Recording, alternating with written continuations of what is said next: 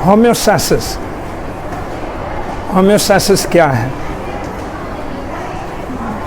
Body के अंदर के एनवायरनमेंट को इंटरनल एनवायरनमेंट बोलते हैं, और बॉडी के बाहर वाले एनवायरनमेंट को, ये जिस एनवायरनमेंट में इस टाइम मेरा हाथ, ये मैं जो हाथ हिला रहा हूँ, ये मेरा एक्सटर्नल एनवायरनमेंट। तो अभी जिस कमरे में मैं बैठा हुआ हूँ, ये मेरा एक्सटर्नल एनवायरनमेंट है। अगर कोई फ़िश जो है वो समंदर के पानी में है तो समंदर उसका एक्सटर्नल एनवायरनमेंट है। अगर कोई बर्ड उड़ रहा है तो हवा जो है वो उसका एक्सटर्नल एनवायरनमेंट है। अच्छा, अब एक्सटर्नल एनवायरनमेंट में एकदम चेंजेस आती हैं, एकदम चेंजेस आती हैं एक्सटर्नल एनवायरनमेंट में। फॉर एग्ज़ाम्पल, यहाँ अभी जहाँ मैं बैठा हुआ हूँ तो यहाँ थोड़ी सी गर्मी है, तो यहाँ पर टेम्परेचर जो है वो हाई है, तो यहाँ पर हाई टेम्परेचर है। लेकिन अगर मैं यहाँ से उठकर किसी एसी वाले रूम में चला जाता हूँ जहाँ पर टेम्परेचर जो है उस रूम का टेम्परेचर 16 है, तो एकदम क्या हुआ कि मेरे एक्सटर्नल एनवायरनमेंट में उसके टेम्परेचर में तब्दीली आई है।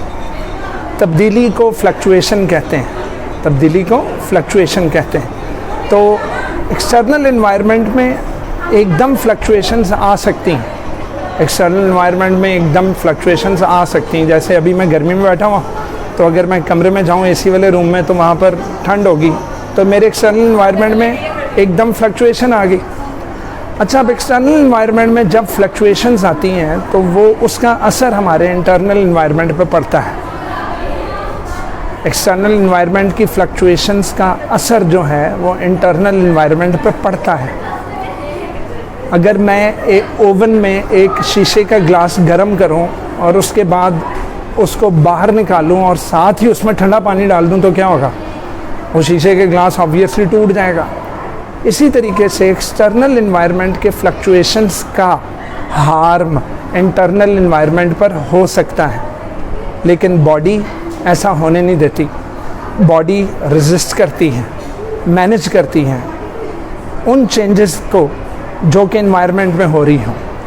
बॉडी अपने अंदर एडजस्टमेंट्स करती है, और बॉडी अपनी इंटरनल फ्लक्चुएशंस को एक नैरो रेंज में रखती है, और बॉडी अपने इंटरनल एनवायरनमेंट को प्रोटेक्ट करती है from the harms due to the fluctuations of the external environment. तो बस जिस्म का अपनी प्रोटेक्शन करना, जिस्म का एक नैरो रेंज में फ्लक्चुएट होना, जिस्म का अपना नैरो रेंज में फ्लक्चुएट होना, जबकि एक्सटर्नल एनवायरनमेंट में ये फ्लक्चुएशंस बड़ी फ़र्क पर हुई, वो फ्लक्चुएशन बड़ी वाज़े हुई। लेकिन एक्सटर्नल एनवायरनमेंट की वाज़े फ्लक्चुएशन के मुकाबले में इंटरनल बॉडी की फ्लक्चुएशन नैरो रेंज में हुई, तो बॉडी के इस कंट्रोल को होम्योस्टैसिस कहते हैं। बॉडी के इस कंट्रोल को क्या कहते हैं? होम्योस्टैसिस। तो homeostasis is the protection of internal environment from the harms of fluctuation in external environment. ठीक है, from the harms of fluctuation in the external environment. तो ये था इस चैप्टर का इंट्रोडक्शन।